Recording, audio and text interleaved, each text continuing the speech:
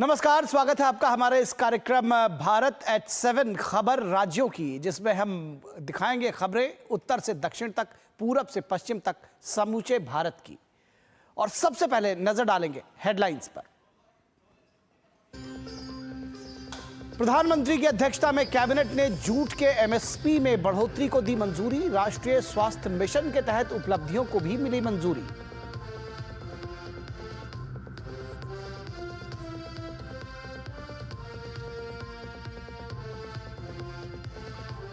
बेटी बचाओ बेटी पढ़ाओ के 10 वर्ष हुए पूरे। केंद्रीय महिला एवं बाल विकास मंत्री अन्नपूर्णा देवी ने बताया अभियान को बड़ी उपलब्धि। केंद्रीय मंत्री जेपी नड्डा ने कहा मिशन के जरिए बेटियों को आर्थिक मजबूती देने के लिए सरकार प्रतिबद्ध।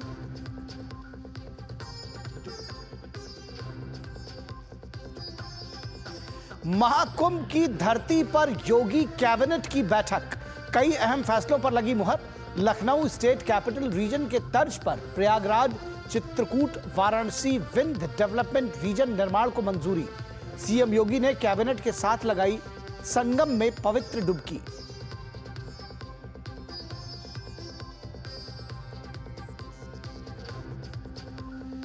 दिल्ली के चुनावी घमासान में प्रचार के आखिरी हफ्ते में बढ़ी सरगर्मियां।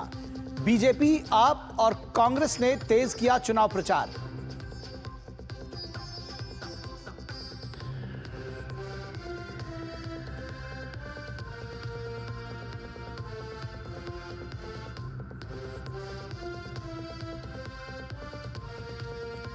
और क्रिकेट में भारत और इंग्लैंड के बीच पहला T20 मुकाबला आज कोलकाता के ईडन गार्डन्स में खेला जाएगा मैच।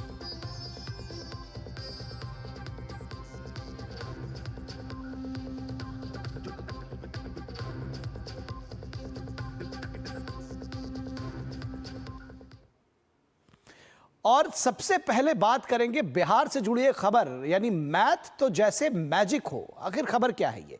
अगर गणित का विषय आपको भी कठिन लगता है और आप भी मैथ्स के यानी गणित के फॉर्मूले को याद करने से पीछा छुड़ाना चाहते हैं, तो आपको एक बार जमुई जिले की गणित शिक्षिका शोभा सिंह से गणित पढ़ना चाहिए। उनका ये कठिन विषय पढ़ाने का जो तरीका है, जो अंदाज है, वो अनोखा है और लोगों को बहुत पसंद आ रहा है। देखिए ये रिपोर्ट। कमाल है, बिहार की लेडी टीचर शोभा सिंह जादू की तरह पढ़ाती हैं गणित। घरेलू चीजों से गणित की पढ़ाई, खेल खेल में गणित की पढ़ाई आसान। शिक्षिका रचनात्मक कार्य के लिए इनोवेशन रिकॉग्निशन अवार्ड से सम्मानित। शिक्षिका शोभा सिंह के पढ़ाने के तरीके से बच्चे भी काफी खुश। गणित के फॉर्मूले आपको उलझाते हैं और अगर आपको भी गणित कठिन विषय लगता है तो आपको जमुई जिले की गणित शिक्षिका शोभा सिंह जैसी शिक्षक की जरूरत है। उनका गणित पढ़ाने का तरीका इतना अनोखा है कि लोगों के बीच चर्चा का विषय बना हुआ है। जमुई के बरहट प्रखंड के कृत्यानंद उत्क्रमित उच्च विद्यालय की शिक्षिका शोभा सिंह बच्चों को खेल खेल में प्रयोग के माध्यम से गणित के मैथमेटिकल टर्म्स समझाती हैं। इस कारण छात्रों को गणित आसान लगने लगा है। बता दें कि शोभा सिंह घरेलू उपकरण के इस्तेमाल से विज्ञान की पढ़ाई को काफी रोचक बना देती हैं। शोभा सिंह के इस रचनात्मक और नवाचार को देखते हुए उन्हें इनोवेशन रिकॉग्निशन अवार्ड से सम्मानित भी किया गया था। तो सर प्रोटेक्टर लगा हुआ है जिसको चांद बोलते हैं, उससे एक स्ट्रॉ लगा करके एक इंस्ट्रूमेंट बनाया हुआ है और उसमें बीच में एक धागा लगा रहता है और एक छोटा सा कोई भी वेट उसमें लगा सकते हैं। 45 डिग्री के एंगल पर अगर उससे हम कोई भी हाइट को देखेंगे और उसमें उसकी हाइट दूरी को नाप करके और उसमें अपनी हाइट जोड़ देंगे, आंख से लेकर के नीचे अपनी पूरी हाइट, तो वो पूरा उसका ऊंचाई निकल जाता है ऑब्जेक्ट का। सीबीएसई और बिहार बोर्ड दोनों का एक ही सिलेबस है। बच्चों को प्रैक्टिकल ज्यादा समझ आता है, इसलिए शोभा सिंह अलग अलग इनोवेटिव आइडिया से पढ़ाई कराती हैं। पढ़ाने के अनोखे तरीके के कारण बिहार सरकार के द्वारा शोभा सिंह को सम्मानित भी किया जा चुका है। शिक्षिका के मार्गदर्शन में बच्चे कई प्रोजेक्ट पर भी काम कर रहे हैं। वो सर इनोवेशन रिकॉग्निशन अवार्ड है और उसको जनरली नवाचारी शिक्षक को दिया जाता है जो अपने अपने क्षेत्र में नवाचार से पढ़ाते हैं बच्चों को, कुछ नया इन्वेंशन करके या नए तरीके से। जो पुरानी पद्धति थी उनको उनके साथ साथ नई चीज़ों को जोड़ करके जो पढ़ाते हैं। शिक्षिका शोभा सिंह के पढ़ाने के तरीके से बच्चे भी काफी खुश हैं। जिन बच्चों को गणित परेशान करता था, आज वो बच्चे भी आसानी से गणित के मुश्किल सवाल का जवाब दे रहे हैं। पटना से मधुरेश नारायण की रिपोर्ट, डीडी न्यूज। और बात करेंगे बॉलीवुड के स्टार सैफ अली खान से जुड़ी हुई खबर। 15,000 करोड़ की संपत्ति हो सकती है जब्त। बॉलीवुड के एक्टर और पटौदी रियासत के वारिस सैफ अली खान को एक और झटका लगने वाला है। भोपाल में उनकी करीब 15,000 करोड़ रुपए की संपत्ति को सरकार जब्त कर सकती है। देखिए हमारे संवाददाता श्रेयस त्रिवेदी की यह विशेष रिपोर्ट। सैफ अली खान को तगड़ा झटका, 15,000 करोड़ की संपत्ति हो सकती है जब्त। एक्टर सैफ अली खान को मध्य प्रदेश हाईकोर्ट से बड़ा झटका। अदालत ने भोपाल स्थित संपत्ति पर लगे स्टे को हटाया। अब 15,000 करोड़ रुपए की कीमत की संपत्तियों पर जब्ती का खतरा। पटौदी रियासत के वारिस सैफ अली खान की 15,000 करोड़ रुपयों की संपत्ति पर अब मध्य प्रदेश सरकार कब्जा कर सकती है। भोपाल रियासत की ऐतिहासिक जमीन पर शत्रु संपत्ति केस में पिछले 10 सालों से चला आ रहा स्टे अब खत्म हो गया है। मध्य प्रदेश हाईकोर्ट जबलपुर ने अभिनेता और परिवार को 30 दिन में संपत्ति पर दावा पेश करने का समय दिया था, लेकिन अब वो मियाद पूरी हो चुकी है। इस मामले में हाईकोर्ट ने अभिनेता सैफ अली खान और उनके परिवार के सदस्यों को शत्रु संपत्ति मामले में अपीलीय प्राधिकरण के पास पक्ष रखने का आदेश दिया था। दिए गए समय की पूरे 30 दिन की अवधि बीत जाने के बाद भी परिवार के किसी भी सदस्य ने संपत्ति पर अपना दावा पेश नहीं किया। ऐसे में प्रदेश सरकार जमीन जब्त कर सकती है। 15,000 करोड़ की संपत्ति एनिमी प्रॉपर्टी है जिस पर कोई राइटफुल क्लेम नहीं है। तो राइटफुल क्लेम नहीं होने की वजह से वो जो प्रॉपर्टी है जिस पर हालांकि सैफ अली खान और उनका परिवार उस पर दावा कर रहा है, लेकिन गवर्नमेंट का कहना है कि वो प्रॉपर्टी एनिमी प्रॉपर्टी है क्योंकि नवाब की एक बेटी 1950 में पाकिस्तान चली गई थी। सैफ अली खान के परिवार की 15,000 करोड़ रुपए की संपत्ति भोपाल के कोहे फिजा से चिकलौत तक फैली है। ये संपत्ति पटौदी परिवार की बताई जाती है। सरकार सैफ अली खान के भोपाल स्थित संपत्तियों को शत्रु संपत्ति अधिनियम 1968 के तहत जब्त कर सकती है। बता दें कि एनिमी प्रॉपर्टी एक्ट के तहत भारत सरकार उन लोगों की संपत्तियों पर दावा कर सकती है जो कि 1947 में बंटवारे के बाद पाकिस्तान चले गए थे। भोपाल रियासत के नवाब हमीदुल्लाह खान की बड़ी बेटी आबिदा सुल्तान पाकिस्तान चली गई थी। इस वजह से परिवार की संपत्ति को शत्रु संपत्ति की कैटेगरी में रखा जा रहा है। नवाब की प्रॉपर्टी पर्सनल लॉ या प्राइमोजेनिचर के हिसाब से डिस्ट्रीब्यूट करा जाए, जिसका डिसीजन ऑलरेडी सुप्रीम कोर्ट में हो चुका है एंड इट इज सब जुडिस इन Jabalpur high court which is at its final hearings में है ये वाला केस। वहीं पटौदी परिवार के पास अभी भी डिवीजन बेंच में चुनौती देने का विकल्प बचा हुआ है। कोर्ट के फैसले के बाद एनिमी प्रॉपर्टी के अधिकार देश हित में सरकार के पास चले जाएंगे। साथ ही साथ अगर बात करें तो जमीन और जायदाद के पुश्तैनी संघर्ष पर भी विराम लगेगा। कैमरामैन चंद्रमोहन के साथ श्रेयस द्विवेदी, डीडी न्यूज भोपाल। और बात करेंगे खबर झारखंड से है, जहां की सरकार पर गंभीर आर्थिक संकट की आशंका मंडराई हुई है। झारखंड की हेमंत सोरेन सरकार की वित्तीय अनियमितताओं को लेकर बीजेपी के निशाने पर है।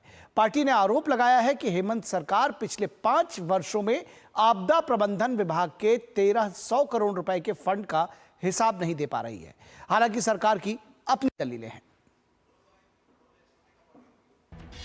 भाजपा का आरोप 1,300 करोड़ रुपए का सरकार के पास नहीं है कोई हिसाब।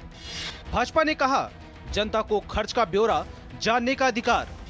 भाजपा का आरोप आपदा में अफसर तलाश रही है झारखंड सरकार। भाजपा ने कहा वित्तीय लापरवाही से गंभीर आर्थिक संकट की आशंका। सत्ता पक्ष ने आरोपों को नकारा, कहा कहीं कोई अनियमितता नहीं।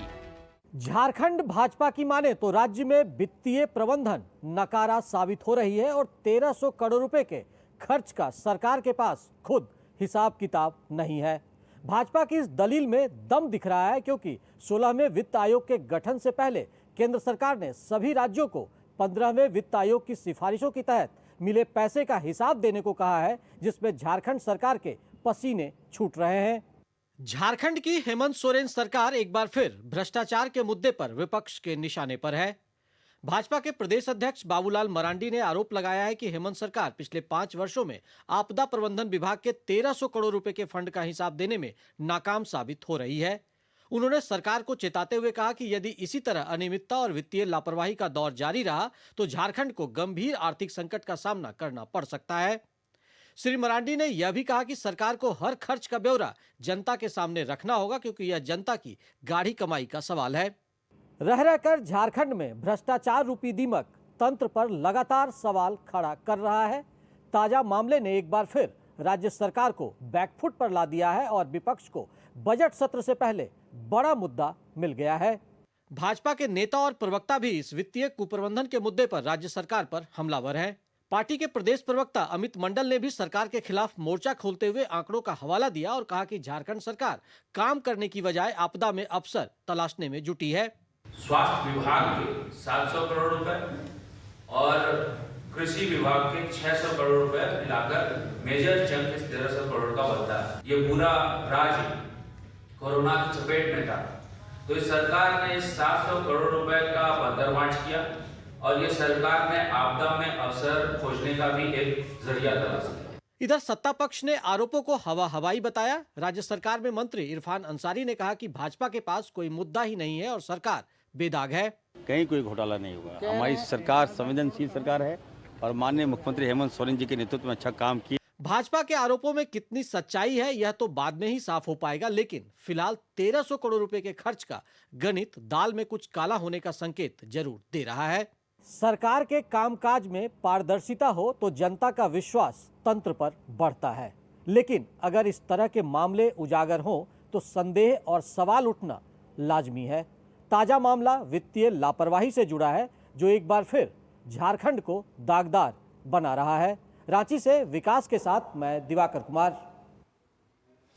और महाराष्ट्र के जलगांव में पुष्पक एक्सप्रेस के कम से कम 6 या बल्कि कहा जाए तो 8 यात्री दूसरी तरफ से आ रहे कर्नाटक एक्सप्रेस की चपेट में आने की वजह से घायल हो गए। 8 यात्री पुष्पक एक्सप्रेस से दरअसल जो दूसरी तरफ से कर्नाटक एक्सप्रेस आ रही थी उसकी चपेट में आ गए और घायल हो गए। चेन पुलिंग की वजह से ये हादसा हुआ है। जलगांव के परांडा स्टेशन से थोड़ी दूरी पर यह घटना हुई। कुछ यात्रियों को गंभीर चोटें आई हैं। रेलवे के अधिकारी और अन्य कर्मचारी मौके पर पहुंच गए हैं। 8 एम्बुलेंसेस घटनास्थल पर मौजूद हैं और राहत और बचाव कार्य चल रहा है। स्थानीय प्रशासन की घटनास्थल पर मौजूद है। घायलों को अस्पताल पहुंचाया जा रहा है। आसपास के अस्पतालों को अलर्ट मोड पर रखा गया है। 8 एम्बुलेंसेस घटनास्थल पर मौजूद है। जैसा कि आपको बताया, रेलवे की रेस्क्यू और रिलीफ वैन भी घटनास्थल के लिए रवाना कर दी गई है और स्थानीय प्रशासन भी घटनास्थल पर मौजूद है। रेलवे के प्रशासन के साथ स्थानीय प्रशासन मिलकर समन्वय के साथ जो राहत की जो कार्रवाई है वो चला रहा है। दरअसल जो भी घायल हैं, 8 घायल हैं, उनको अस्पताल पहुंचाया गया है। जलगांव में जो पुष्पक एक्सप्रेस है जो लखनऊ से छत्रपति शिवाजी महाराज टर्मिनस की तरफ आ रही थी, इस गाड़ी में पचोरा स्थानक के पास में एक एसीपी हुई थी। अलार्म चेन पुलिंग की घटना हुई थी। अलार्म चेन पुलिंग की घटना के बाद में कुछ यात्री जो है वो गाड़ी में से नीचे उतरे थे और उस दरमियान उसी वक्त पे जो दूसरी डायरेक्शन में जाने वाली कर्नाटक एक्सप्रेस है वो गाड़ी वहां से गुजर रही थी, तो उस गाड़ी से कुछ यात्रियों को धक्का लगने की घटना या जानकारी हमारे सामने आई है। उसमें 7 से 8 यात्रियों को इंजरी है, ये इन्फॉर्मेशन प्राइमरीली अपने पास आई है। उनकी केयर करने के लिए, उनकी हेल्प करने के लिए हम लोगों ने स्थानिक प्रशासन से भी मदद ली है। उसके आसपास के जो सारे हॉस्पिटल्स हैं वहां पे भी हम लोगों ने मदद मांगी है। यह भुसावल मनमाड़ जो रेलखंड है हमारा, वहां पर की घटना है। जो सूचना प्राप्त हुई उसमें है कि जलगांव से बहुत सारे लोग इस गाड़ी में चढ़े थे और इसमें से किसी ने एसीपी किया पहले ट्रेन में और एसीपी के बाद वो लोग उतरे हैं और गलत तरीके से पटरी को पार करने की कोशिश कर रहे थे या पटरी पर खड़े थे। उसी के कारण वो लोग चपेट में आए गए हैं रेल के। और यहां रुकेंगे एक छोटे से ब्रेक के लिए, कहीं मत जाइएगा, जल्द हाजिर होंगे।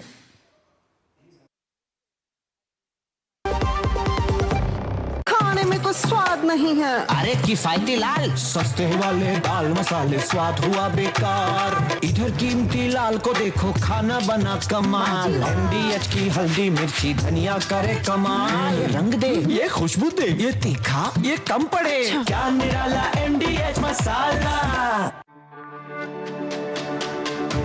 मेरी पसंद, मेरी पसंद,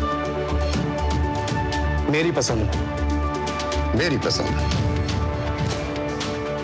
हमारी पसंद, हम सबकी पसंद। मजबूत देश का मजबूत सरिया हो गया स्टील। Sir 50,000 advance. और इतना कैश तो हम नहीं लाए। और आज बैंक भी बंद है। इलाज है डिजिटल पेमेंट का आसान सा ढूंढ। लेकिन अरे घबराइए मत, सावधानी के साथ करेंगे तो कोई साइड इफेक्ट भी नहीं होगा। फोन लाइए मुझे, यहाँ फोन लगाइए। डिजिटल पेमेंट से लेन देन हो सकता है, आसान, सुरक्षित और तेज। मैंने तो इन्हें डिजिटल पेमेंट सिखा दिया है। आपने, क्योंकि RBI कहता है कि डिजिटल पेमेंट अपनाओ, औरों को भी सिखाओ।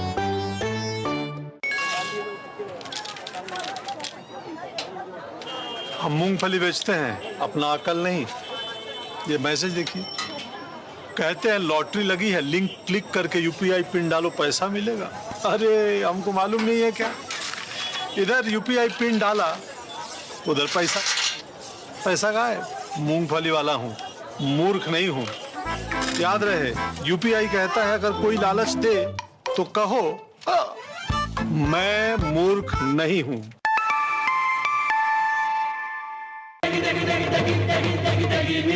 MDH की देगी मिर्च, देगी मिर्च का तड़का, अंग अंग फड़का। MDH की देगी मिर्च।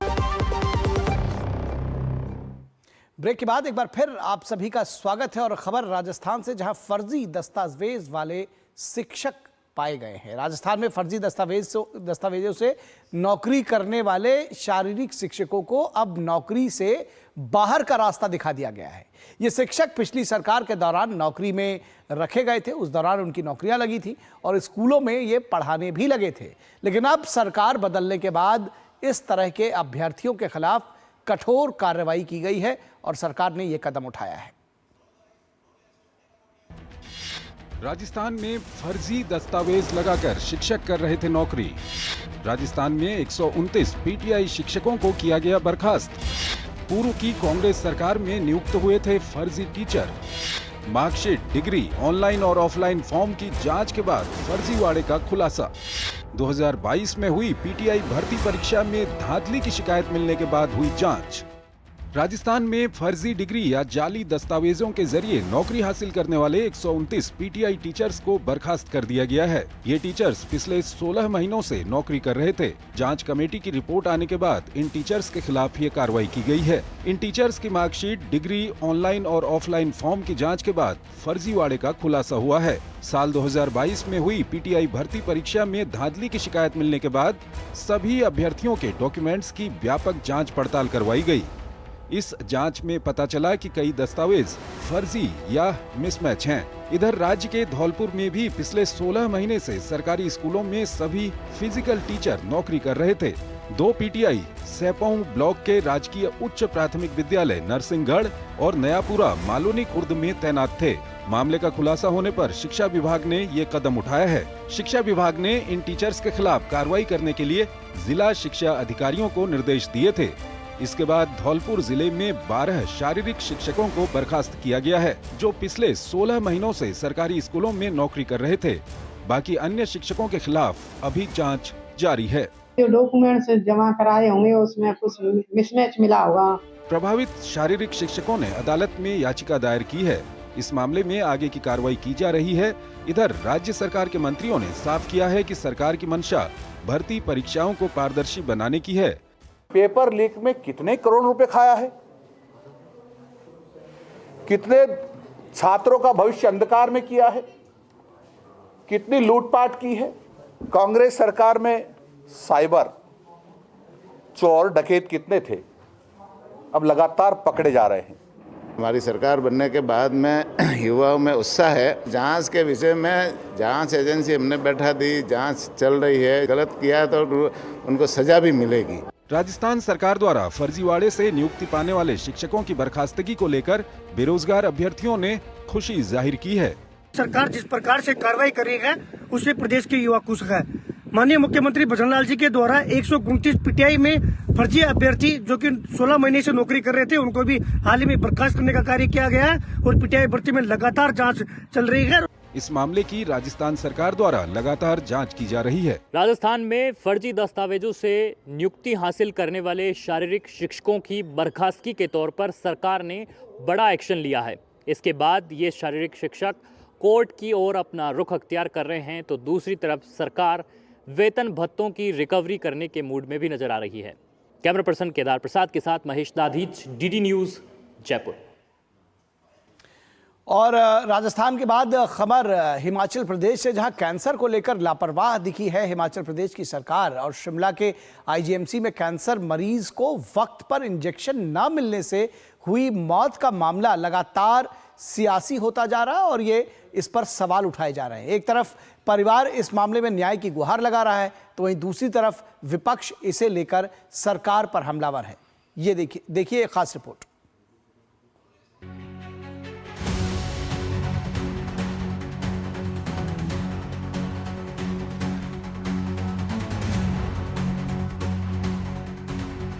उन्होंने हमें पूरे महीने ऐसे ही घुमाया, 2 दिन में आना 2 दिन में आना ये बोलते रहे। 3 दिसंबर को मेरे पापा एक्सपायर। ये दर्द उस लड़की का है जिसके पिता एक प्रतिष्ठित संस्थान की कथित लापरवाही का शिकार हो गए। कैंसर जैसी बीमारी से जूझ रहा वो शख्स जिसकी अनमोल जिंदगी पर एक 50,000 रुपए का इंजेक्शन भारी पड़ गया, इतना भारी कि उसकी जान ही चली गई। परिवार इंजेक्शन के लिए भटकता रहा और प्रशासन एक चौखट से दूसरी चौखट बस भटकाता रहा। और नतीजा ये कि 11 नवंबर को जो इंजेक्शन मरीज को मिलना था वो 3 दिसंबर तक भी नहीं मिल पाया, जिसकी वजह से 3 दिसंबर को कैंसर पेशेंट देवराज की मौत हो गई। सीएम हेल्पलाइन में फोन किया और ये कंप्लेंट डाली कि मेरे फादर के लिए इंजेक्शन अवेलेबल नहीं हो रहा है, वो नहीं किया गया हिमकेयर कार्ड के द्वारा, क्योंकि हमें हिमकेयर कार्ड का हमने पूरा प्रीमियम लिया हुआ था और जब उसे एक्टिवेट करते हैं तो उन्होंने हमें पैकेज भी पूरा दिया था, तो फिर हमें इंजेक्शन क्यों नहीं मिला। हिमाचल जैसे राज्य में कैंसर मरीजों का आंकड़ा लगातार बढ़ता जा रहा है। देश भर में कैंसर मरीजों के आंकड़े में हिमाचल प्रदेश दूसरे नंबर पर आता है। आंकड़े बताते हैं कि हर 225 लोगों में से एक शख्स हिमाचल में कैंसर का मरीज है। हिमाचल स्वास्थ्य विभाग के आंकड़ों के मुताबिक हिमाचल में 32,000 से ज्यादा कैंसर मरीज हैं। मृतक देवराज के परिवार के मुताबिक ये साफ तौर पर प्रशासनिक लापरवाही है। मृतक देवराज की पत्नी गीतांजलि शर्मा बताती हैं कि अब उनके परिवार में कोई भी व्यक्ति कमाने वाला नहीं बचा है। सरकार की ओर से हिमकेयर का पैसा समय पर नहीं भेजा गया। कई बार उन्होंने आईजीएमसी शिमला में कैंसर के इलाज के लिए दी जाने वाली इंजेक्शन के बारे में पता किया, लेकिन हर बार ये कहा गया कि अभी इंजेक्शन नहीं है। अब इस पूरे मामले पर राजनीतिक दांवपेच हावी हो रही है। विपक्ष सरकार को घेर रहा है और सरकार सफाई दे रही है। लेकिन शायद डॉक्टर ने ये कहा कि अब हिमकेयर में पैसा नहीं आ रहा है, और जब पैसा नहीं आ रहा है तो हम इस इंजेक्शन को सरकार के खर्चे पर नहीं लगा सकते। उसके बाद खैर वो भी नहीं आए और उनका शायद मैं समझता हूँ कि इसके लिए हमें चाहे कितना भी कहीं से पैसा लेना पड़े।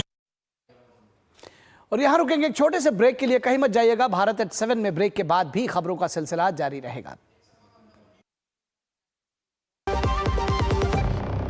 जब धरती चीर कर निकलता है लोहे का पत्थर और मिलता है मोंगिया के जोश से, फिर तपता है, पिघलता है और बनता है फौलाद। अब होता है सरिया सारी खूबियों के साथ। मोंगिया स्टील, मजबूत देश का मजबूत सरिया। हम मूंगफली बेचते हैं, अपना अकल नहीं।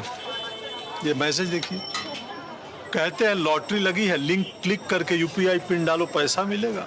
अरे हमको मालूम नहीं है क्या, इधर यूपीआई पिन डाला उधर पैसा गायब। मूंगफली वाला हूँ, मूर्ख नहीं हूँ। याद रहे, यूपीआई कहता है अगर कोई लालच दे तो कहो मैं मूर्ख नहीं हूँ। गोल्डी मसाले के 100 ग्राम के स्पेशल पैक्स में फ्रेशनेस लॉक है। ऐसे गोल्डी मसाले, जहां जाएं रिश्ते बनाएं। ब्रेक के बाद एक बार फिर आप सभी का स्वागत है। दिव्य भव्य महाकुंभ की बात करेंगे। उत्तर प्रदेश के मुख्यमंत्री योगी आदित्यनाथ की अगुवाई में प्रयागराज के महाकुंभ क्षेत्र में हुई ऐतिहासिक बैठक में 10 प्रस्तावों को मंजूरी दी गई। बैठक के बाद सीएम योगी आदित्यनाथ मंत्रियों के साथ विधिवत संगम स्नान किया उन्होंने और पूजन भी किया। तो आप देखिए इस खबर को विस्तार से। हमें दीजिए इजाजत। नमस्कार।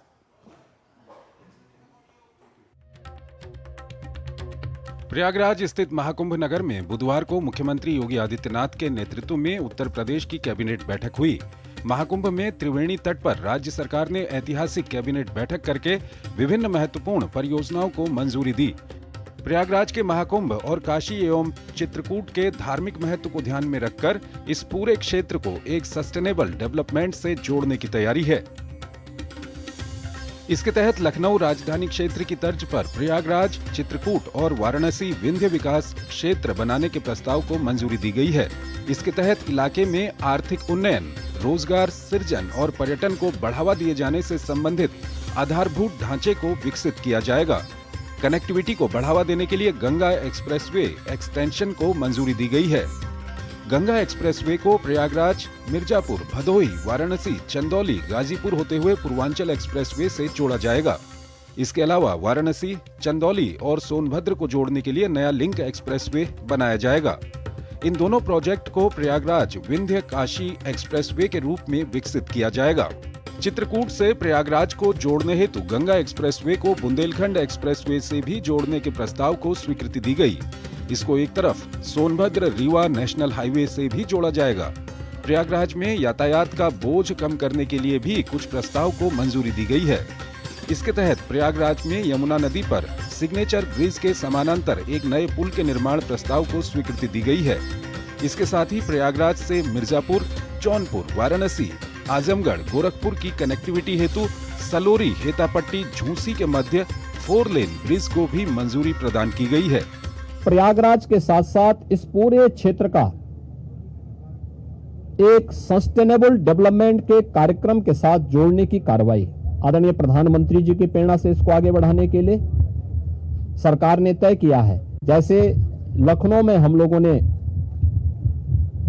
स्टेट कैपिटल रीजन लखनऊ और उसके आसपास के जनपदों को मिलाकर के एक डेवलपमेंट का प्लान बनाया है। ऐसे ही प्रयागराज और चित्रकूट को मिलाकर के एक डेवलपमेंट रीजन यहां पे हम डेवलप करेंगे। वैसे ही वाराणसी में भी वाराणसी विंध्य एक डेवलपमेंट रीजन वहां पे भी डेवलप करने की कार्रवाई पर नीति आयोग के साथ मिलकर के इस कार्यक्रम को तेजी के साथ आगे बढ़ाया जा रहा है। महाकुंभ नगर में त्रिवेणी तट पर जब समूचा योगी मंत्रिमंडल बैठा तो प्रयागराज को विकास परियोजनाओं का उपहार दिया गया। युवाओं की अपेक्षाओं के अनुसार रोजगार के नए अवसर सृजित करने वाले निर्णय लिए गए और साथ ही साथ बुंदेलखंड एक्सप्रेस को पूर्वांचल एक्सप्रेसवे से जोड़ने के महत्वाकांक्षी परियोजना की घोषणा की गई। अर्थ साफ है, किस महोत्सव में दुनिया ये देखे कि भारत कैसे अपने विकास और विरासत को साथ साथ लेकर चल रहा है। लखनऊ और गाजियाबाद म्युनिसिपल कॉरपोरेशन द्वारा बॉन्ड्स जारी करने के सफल नतीजे से उत्साहित उत्तर प्रदेश सरकार ने अब प्रयागराज, आगरा और वाराणसी के म्युनिसिपल कॉरपोरेशन को भी बॉन्ड्स जारी करने के अधिकार दिए हैं। इससे प्रयागराज की गरिमा तो बढ़ेगी ही, प्रयागराज का गौरव तो बढ़ेगा ही, यहाँ का पूरे उत्तर प्रदेश का समग्र विकास होगा और प्रयाग